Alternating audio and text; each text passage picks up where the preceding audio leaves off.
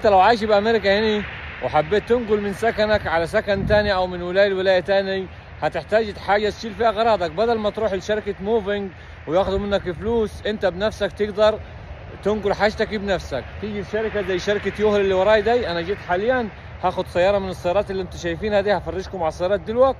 اول ما تخش على موظفه جوا تطلب منك اللايسنس بتاعتك، بتديها اللايسنس، وبعد كده تاخد رقم تليفونك وتبعت لك الويب سايت او لينك الويب سايت بتاع الشركه، بحيث تاخد صوره من الدرايفر لايسنس بتاعتك. وبعد كده يحاسبوك المايل الواحد اللي هتمشيه بدولار. هتاخدها مثلا 24 ساعه 48 ساعه على حسب.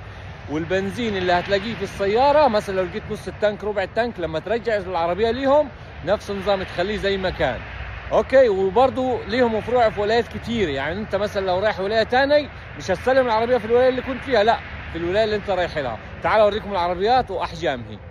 ودي احجام السيارات اللي موجوده عندهم. كل الاحجام هتلاقيه فيه 25 فيت على حسب، يعني على حسب السياره اللي انت محتاجها. تمام.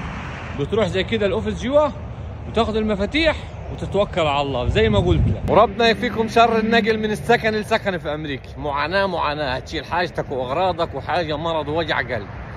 انا كده معلومه على السريع حبيت اياه اعرفها لكم. وربنا يجعلنا دايما فايده للناس اجمعين في الخير يا رب.